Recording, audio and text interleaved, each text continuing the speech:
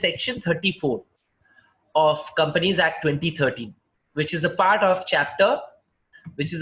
our chapter 3. This section 34 I had given you, section 34 से 38 मैं backup में दे दिया था.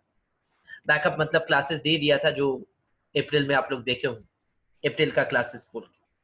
So I'm just revising it in a very rapid manner, whereby I'm just recapitulating the main points which I had touched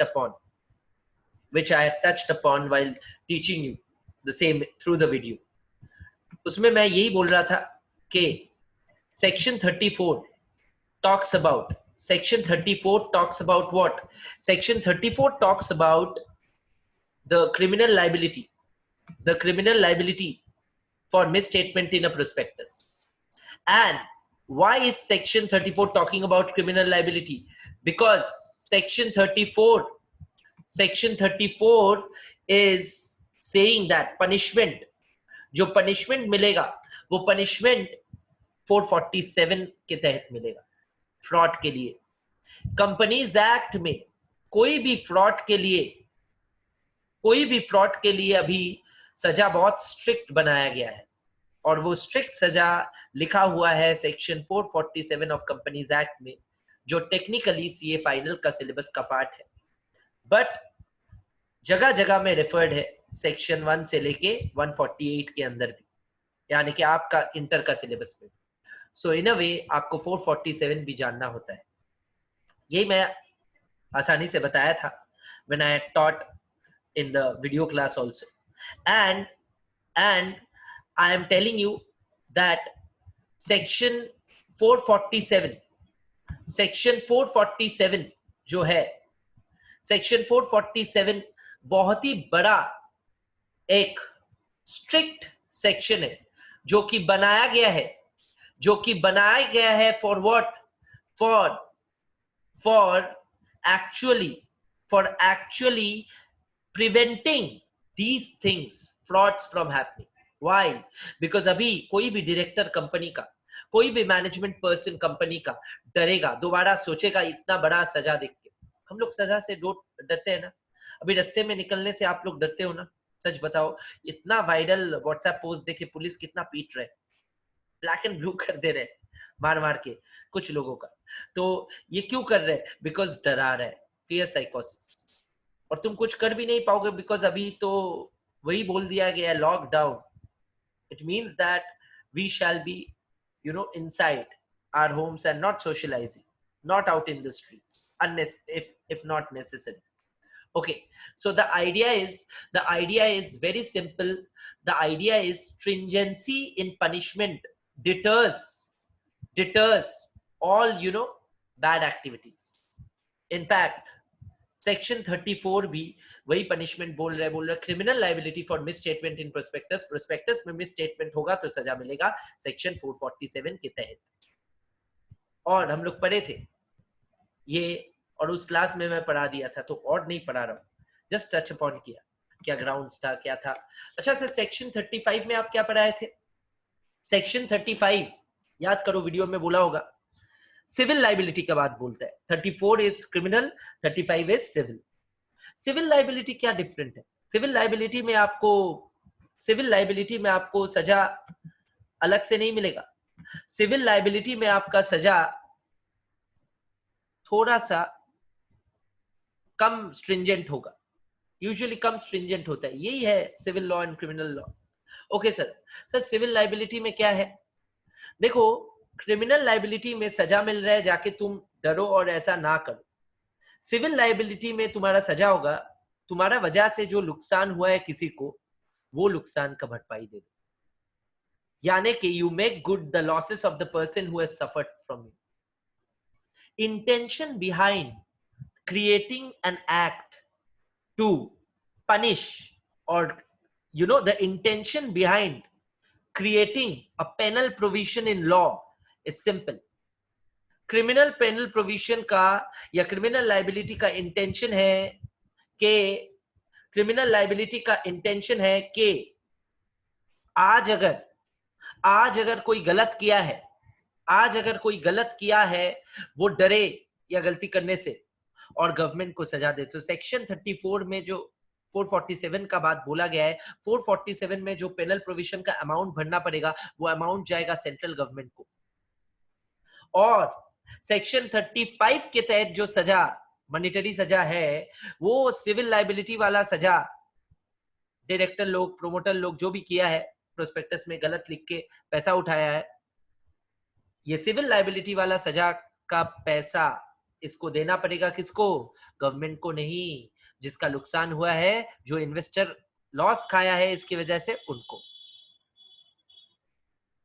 section 34 और 35 में और एक difference मैं बताया था लास्ट क्लास में, यानी कि जो आप लोग देखे होंगे, वो था सेक्शन 34 के तहत, सेक्शन 34 के तहत आपका सिर्फ प्रोस्पेक्टस में गलत लिखने से ही आपको दोषी ठहराया जाएगा और सेक्शन 34 ट्रिगर हो जाएगा और उस वजह से 447 लागू हो जाएगा और आपको लंबा सा एक बास मिलेगा। Sorry for the language, but मिलेगा। ओके, बट अगर सेक्शन 35 का बात किया जाए, if we talk about section 35, then just misstatement is not enough. You will be penalized under section 35. Your civil liability will arise only and only if there's a loss which has arisen from perusing such misstatements in the prospectus. यानी कि ये misstatement देख के अगर कोई loss खाया है तभी your civil liability under section 35 will be arising. Is it clear? ये मैं बोल दिया था, मैं अंदर नहीं जा रहा हूं, मैं बोला अंदर नहीं जाऊंगा। ओके सर, यही सब बोले थे। हाँ बोला था, कब 34 और 35 से एक्सेप्शन भी है वो भी बोला था। 36 बोला था, 36 भी क्रिमिनल था, मैं ऐसे पढ़ाया था। 34, 6, 8 even numbers, of course even numbers, odd numbers everyone knows. Even numbers 34, 6, 8 और तीनों इवन में क्रिमिनल पनिशमेंट मिल रहा है, क्रिमिनल पनिशमेंट मिल रहा है। सेक्शन 34 से 8 पूरा पनिशमेंट का सेक्शन है। 34, 6 या 8 में क्रिमिनल लाइबिलिटी है और क्रिमिनल लाइबिलिटी है तो 447 है। ओके नाउ, ओके मेरा ऑडियो क्या एकदम क्लियर नहीं है? Please confirm or else I will do something about it.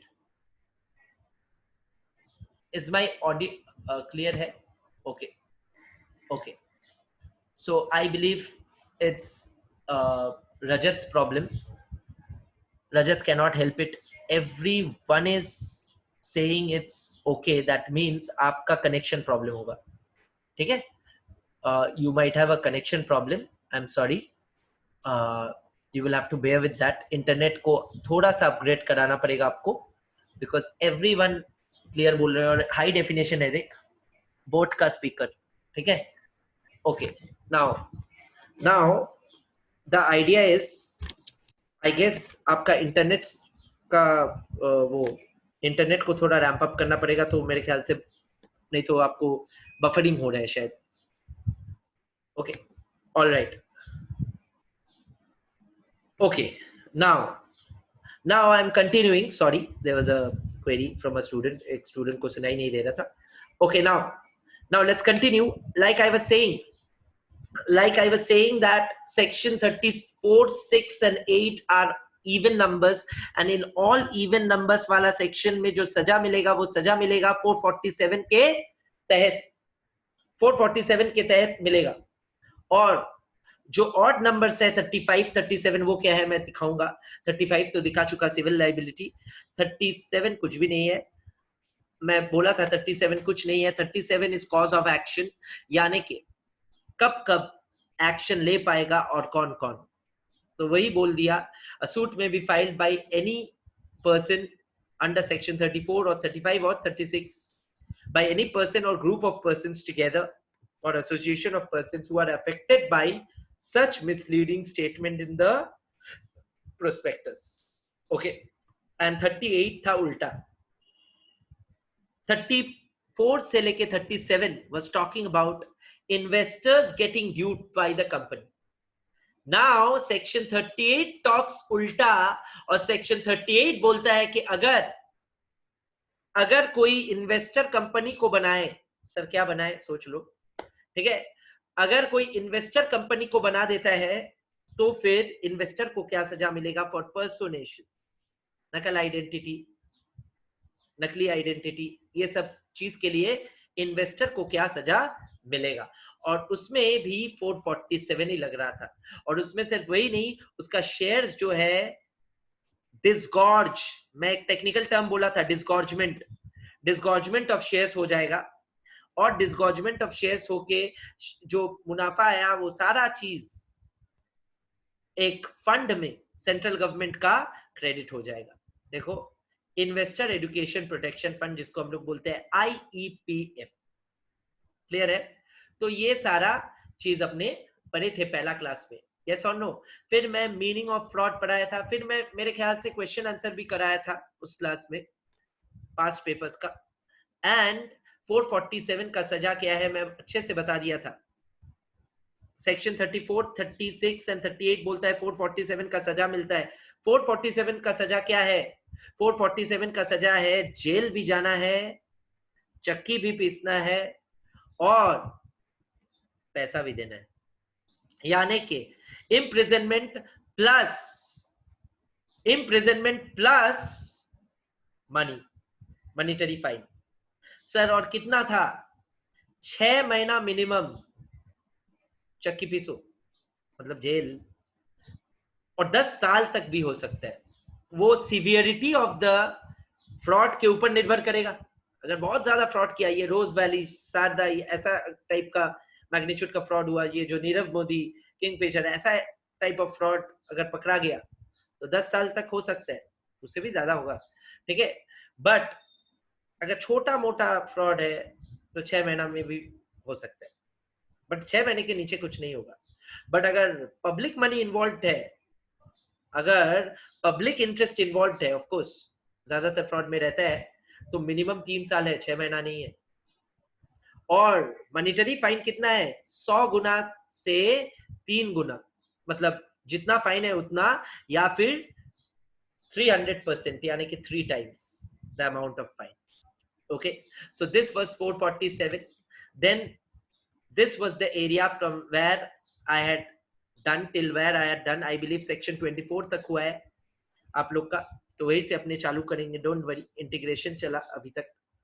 Okay, all right sir, अभी मैं चालू कर रहा हूँ। पहले ये सब बोला भी है तो थोड़ा सा सुन लेना दोबारा, कोई हर्ज नहीं है सुनने में, ठीक है ना? यहाँ से मैं फ्रेश चालू कर रहा हूँ, यहाँ से कोई रिवीजन नहीं हो रहा है, फ्रेश हो रहा है। ओके,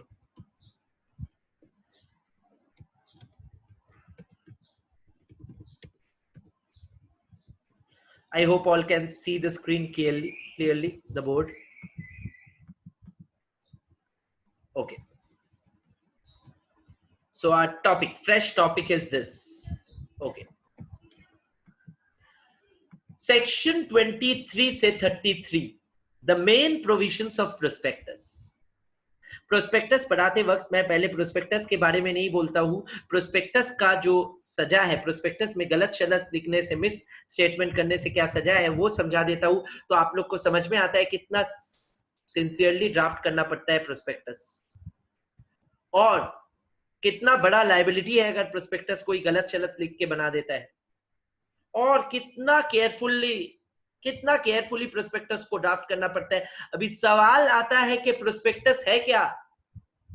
बचपन में मतलब ज्यादा देरी नहीं, फाउंडेशन का बात बोल रहा हूँ।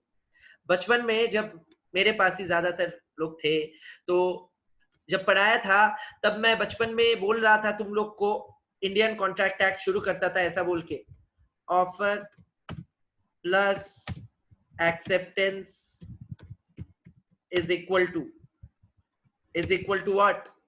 Is equal to contract.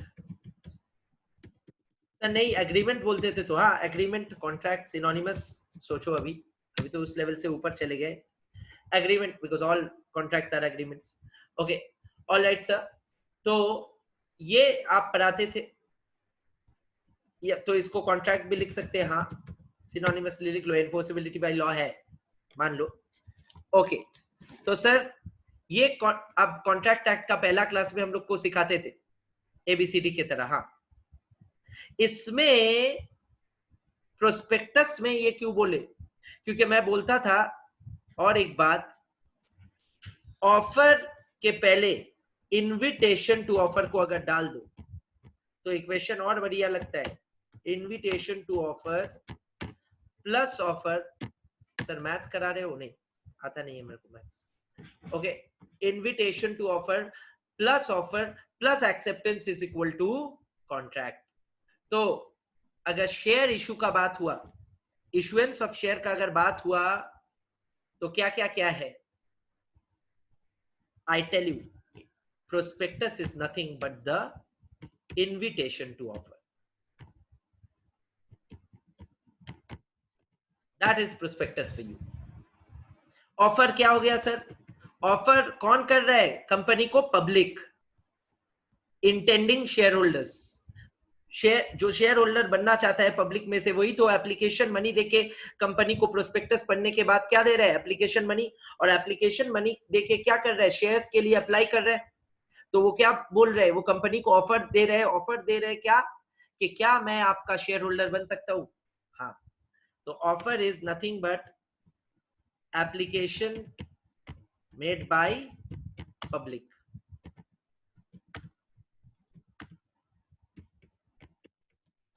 And lastly, acceptance कैसे होगा? अगर शेयर अलॉट हो गया, अलॉटमेंट ऑफ सिक्योरिटीज। तो ये जो चैप्टर है ना, चैप्टर 3, इसमें बेसिकली अगर तोड़ो तो यही है ये चैप्टर। खाली एप्लीकेशन लेके अपने ज्यादा बात नहीं करेंगे, अलॉटमेंट ऑफ सिक्योरिटीज भी है, प्रोस्पेक्टस भी है। समझ में आ रहा है? तो थोड़ा सा अनोखा या डिफरेंट तरह से चीज को सोचो तो ज्यादा विजिबिलिटी बढ़ेगा। तो प्रोस्पेक्टस यही है। अच्छा सर, प्रोस्पेक्टस ये है। प्रोस्पेक्टस का डेफिनेशन में आते हैं। अब प्रोस्पेक्टस का डेफिनेशन में आते हैं। Prospectus is defined under section 2 subsection 70। ये भी मेरे ख्याल से मैं कवर कर दिया था तुम लोग का क्लास में, मैं पढ़ा देना चाहता हूँ शुरू से। Section 2 subsection 70 defines prospectus. Definition of prospectus. Sir क्यों सेक्शन 2 सबसेक्शन 70? ये याद कैसे रखे? अल्फाबेटिकली सजाया हुआ है। जितना भी डेफिनेशनल सेक्शन है कंपनीज एक्ट में, they are arranged in alphabetical order. P is very less, मतलब लेटर डाउन अल्फाबेटिकल ऑर्डर में नीचे की तरफ है, तो 70 वाला। ठीक है, इसके ठीक ऊपर है section 2 subsection 69 68 private limited company, public limited company. ठीक है, तो ये सारा है। 271 इज पब्लिक, 269 इज प्राइवेट। तो ऐसा वैसा सारा है। ओके सर तो प्रोस्पेक्टस का डेफिनेशन क्या है वो तो बताइए। सेक्शन का तो लॉजिक बताया, हाँ वो बताऊंगा, बताया भी था क्लास में। अच्छा, प्रोस्पेक्टस फिर एक डॉक्यूमेंट है। हाँ, कुछ कीवर्ड्स मैं पहले सुनाना चाहता हूँ, कान में भर देना चाहता हूँ। ठीक है, कान भराई कर रहा हूँ। ठीक है, तो prospectus is a offer document. Invitation to offer है तो नाम क्या है? Offer document. कुछ भी बोल लो, नाम जो भी हो, फॉर्म जो भी हो, सब्सटैंशियली प्रोस्पेक्टस क्या करता है? तुमको तुम्हारा अंदर इंटरेस्ट क्रिएट करता है to subscribe for the shares of the company. To subscribe to the shares in the of the company, it creates an interest in you. It is made in such a way that all the facts and figures are there with you. It should be factual, of course. Misleading होगा तो क्या हाल होगा तुमको पता है, पकड़ा गया है तो। So the idea is it is made with all facts and all figures which will help you decide whether or not to apply for the shares, whether or not to subscribe for the shares. तो ऐसा एक document को आप लोग क्या बोलते हैं? Prospectus. तो इसका फॉर्मल डेफिनेशन क्या है देखते हैं। अपने किए थे, मेरे को याद आ रहा है, उस क्लास में जरूर होगा, बट मैं एक बार दिखाना चाहता हूं वापस। सर कहां पे? थोड़ा पीछे की तरफ है, डेफिनेशन है यहाँ पे देखो, मेरे साथ पढ़ना। सर थोड़ा सा हाईलाइट करेंगे? हाँ बिल्कुल करूंगा, डोंट वरी, बिल्कुल करूंगा, हर एक शब्द को दिखाऊंगा। देखो, पहला शब्द जो हाईलाइट कर रहा हूं वो है सेक्शन नंबर। सर हाईलाइट नहीं मार्क कर रहे हो? हाँ मार्क कर रहे हो, ठीक है। सेक्शन नंबर क्या है? 270, 270 नहीं, ओके। सर प्रोस्पेक्टस मींस, ये लैंग्वेज क्या है सर? लॉ पढ़ने के लिए ना हर डेफिनेशन का लैंग्वेज से हिंट मिलता है, हर शब्द से मैं बहुत कुछ सोचता हूं। मींस का मतलब, मींस का मतलब डेफिनेशन दो तरह का होता है लॉ का, इंक्लूसिव या एक्सक्लूसिव। सर एक्सक्लूसिव मत बोलिए, एग्जॉस्टिव, हाँ, इंक्लूसिव या एग्जॉस्टिव डेफिनेशन। तो प्रोस्पेक्टस मींस, तो बोल ही दिया मींस क्या क्या है, ठीक है। एनी डॉक्यूमेंट, मैं अभी बोला ना टेक्निकल एक शब्द है डॉक्यूमेंट। डॉक्यूमेंट का मतलब है, डॉक्यूमेंट का मतलब है anything written, anything written, anything in writing, document, ठीक है। डिस्क्राइब्ड और इशूड एज प्रोस्पेक्टस, तो बोलो प्रोस्पेक्टस क्या है? एक ऐसा डॉक्यूमेंट जिसको डिस्क्राइब किया हुआ है एज प्रोस्पेक्टस। सर ये तो आसान है। एंड इंक्लूड्स, एंड इंक्लूड्स खत्म नहीं हुआ, क्या क्या? एक रेड हेरिंग प्रोस्पेक्टस, ये टाइप्स ऑफ प्रोस्पेक्टस यही पे सीख जाओगे क्या क्या टाइप का मिलता है। शेल्फ प्रोस्पेक्टस, देखो डिसेंडिंग ऑर्डर है, पहले पहले बड़ा फिर छोटा, डिसेंडिंग ऑर्डर में। Red herring prospectus as per section 32, shelf prospectus as per section 31, और any notice, circular, advertisement and document. इसका फर्स्ट लेटर्स को अगर देखोगे तो मैं बोलता हूं एनसीएडी, तो याद रहेगा एनसीएडी बोलने से। एनसीएडी का मतलब notice, circular, advertisement and sorry और डॉक्यूमेंट। इनवाइटिंग ऑफर, ये तो अभी आसान लगेगा ना लैंग्वेज, इनविटेशन टू ऑफर ही तो है। Inviting offers from home, public, for what? For subscription of security of body corporate. Clear है? कंपनी नहीं यूज हुआ है, टर्म क्या यूज हुआ है? Body corporate. All body corporate are not company but all companies are body corporate. Body corporate क्या है मैं सिखाऊंगा और डेप्थ में जाके चैप्टर 2 जब पढ़ाऊंगा, ओके। तो सर वापस हो जाए? हाँ क्यों नहीं, बिल्कुल होगा, ठीक है, बट अलग से होगा व्हाइट बोर्ड में, मतलब इसमें। सर ये इसका क्या करें, इसको क्लियर कर दो, okay. So means, prospectus means, language means था, हाँ। Any document, any document described as prospectus and includes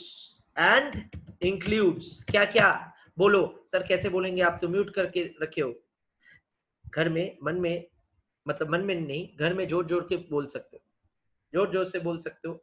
mummy daddy या जो भी रहता है तुम्हारे साथ क्या सोचेगा, पागल हो गए हो पढ़ाई करते करते, तो अच्छा लगेगा, इंप्रेशन बनेगा, ठीक है। Okay, now you can say it loud. Any document described as prospectus and includes what? And includes R का मतलब red herring prospectus, red herring prospectus. And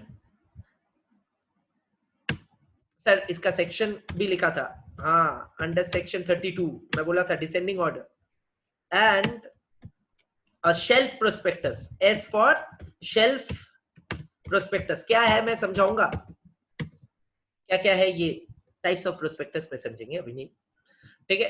red herring prospectus under section 32, और ये क्या होगा? Descending 31, okay. और any एनसीएडी, notice, एनसीएडी क्या था? Notice, circular, advertisement और document. Inviting offers from public to subscribe for the securities of a company या body corporate. मेरे को सुना ही नहीं देगा बट मेरे को यकीन है तुम लोग कह रहे हो बॉडी कॉर्पोरेट, पीसी नहीं, पीसी नहीं, बॉडी कॉर्पोरेट, ओके, क्लियर है सर? दिखाई नहीं दे रहा है पूरा स्क्रीन? नहीं दिखाई देगा, बट मैं कर दूंगा, आई नो एक्सेल। ठीक है,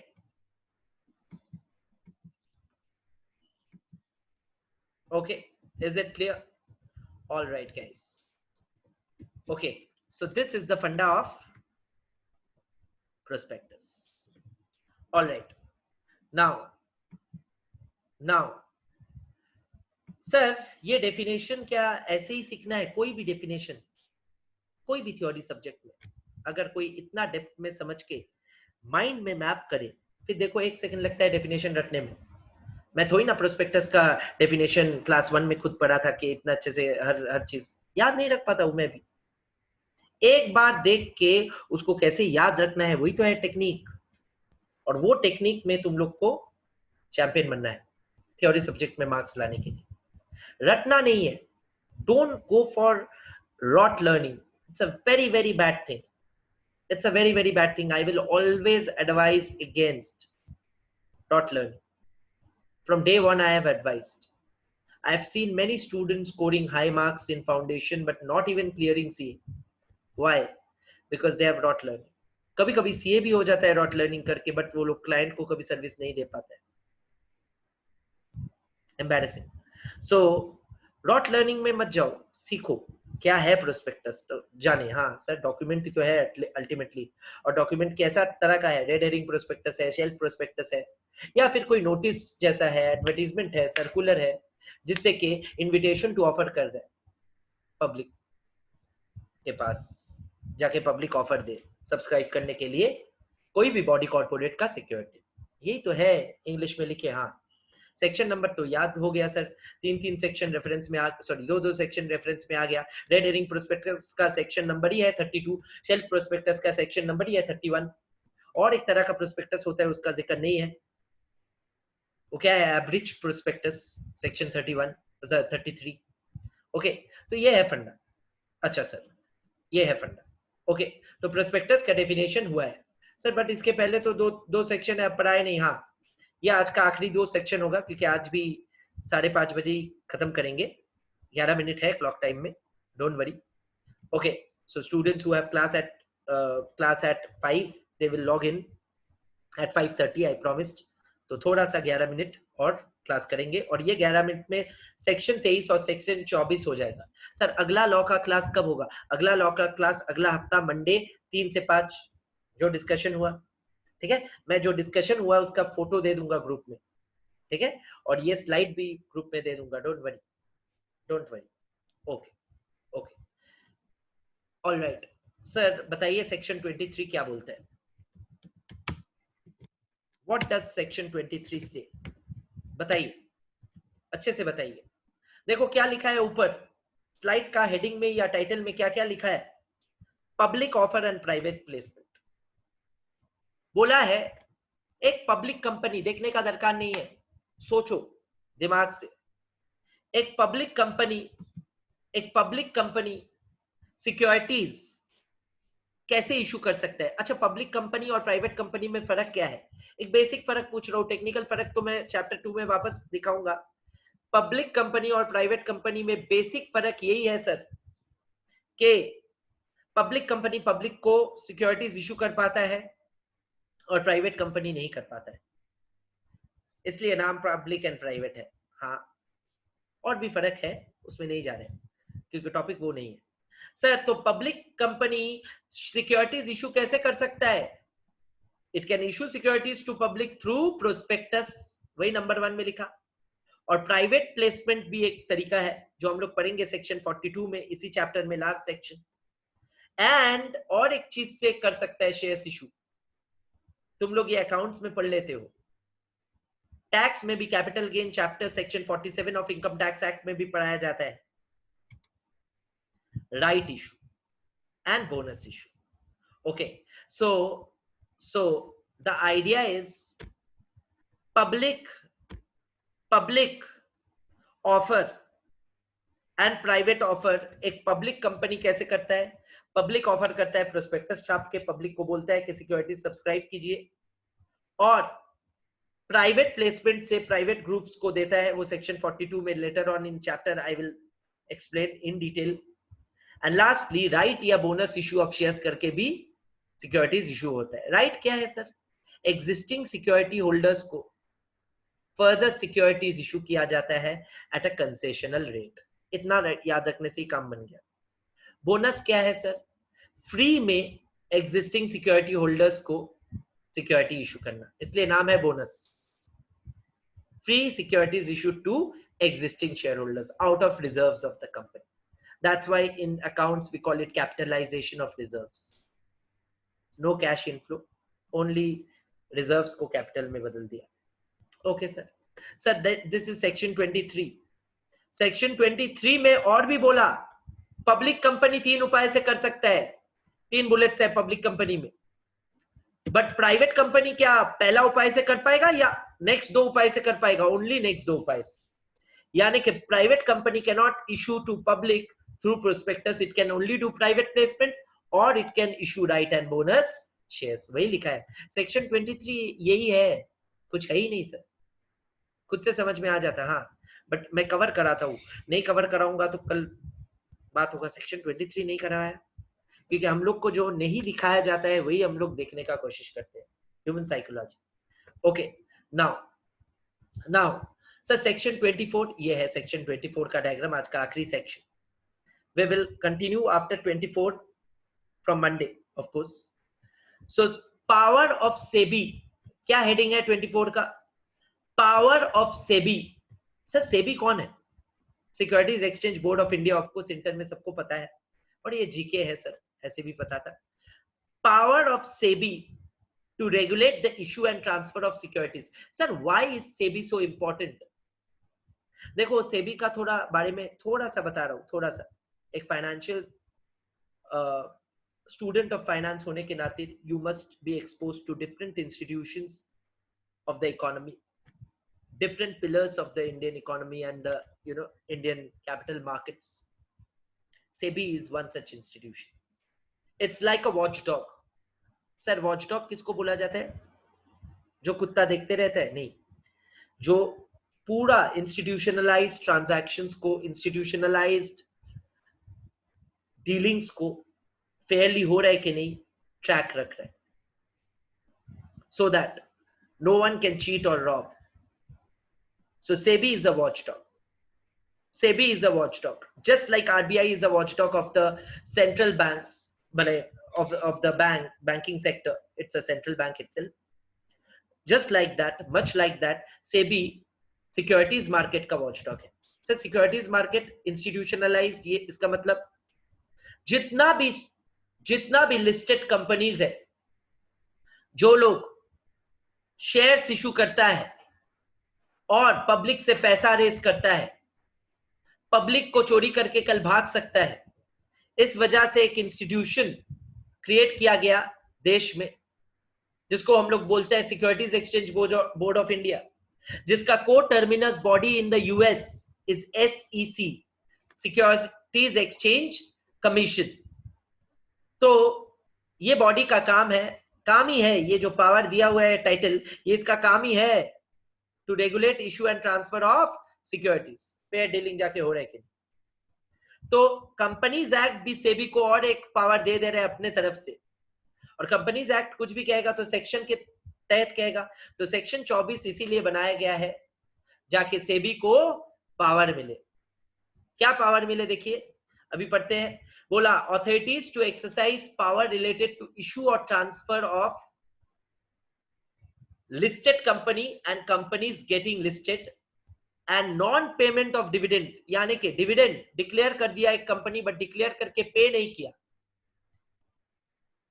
ऑडिट जो लोग मेरे पास पढ़े हो, एजीएम में डिविडेंड डिक्लेयर हो जाता है, बट ऑडिट क्यों? लॉ में भी हम लोग चैप्टर 7 में देखे थे, चैप्टर 7 में देखे थे ना, अड्डाबाजी, जनरल बिजनेस, ऑर्डिनरी बिजनेस। तो उसमें dividend, D for declaration of dividend हो जाता है बट पेमेंट थोड़ी ना हुआ। तो कोई कंपनी अगर डिक्लेयर करके डिविडेंड पे नहीं किया, नॉन पेमेंट ऑफ डिविडेंड के लिए भी पावर देखने का किसका है? सेबी।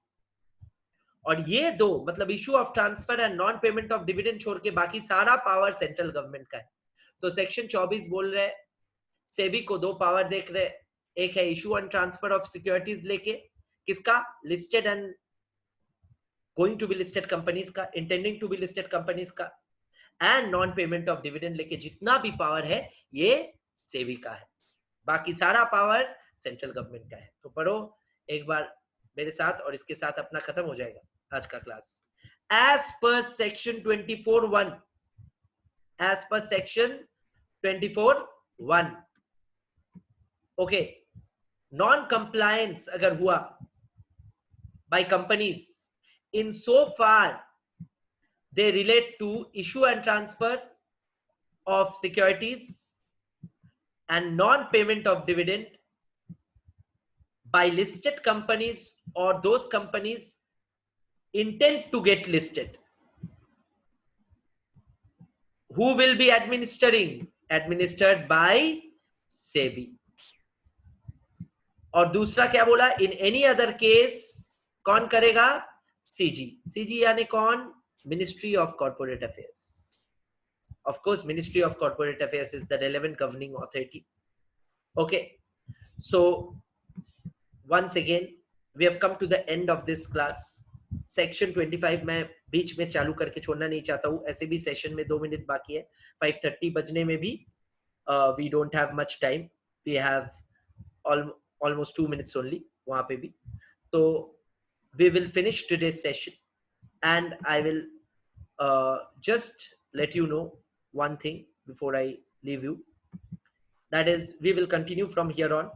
I hope everything मैं जो समझाया सबको समझ में आया, पढ़ाई एंड नॉन पढ़ाई दोनों। एडमिनिस्ट्रेशन ज्यादा बातचीत हुआ आज, पहला सेशन पूरा ही ऑलमोस्ट डेडिकेटेड था एडमिनिस्ट्रेशन को, बिकॉज इतना दिन बाद मैं डिस्कस किया। ये जो प्लान मैं बनाया, ये प्लान का एक फोटो मैं छोड़ दे रहा हूँ ग्रुप में, और कोई क्वेरी है, कुछ भी कंसर्न है, you can talk to me on WhatsApp or on phone, okay, I will of course entertain and thank you. Okay, see you on Monday guys. Audit जिन लोग का है, Friday we have a session at 3, ठीक है, तो कोई अगर 5 बजे का क्लास करेगा फ्राइडे से ही कर पाएगा। Thank you once again, we are meeting on Monday and Friday for audit.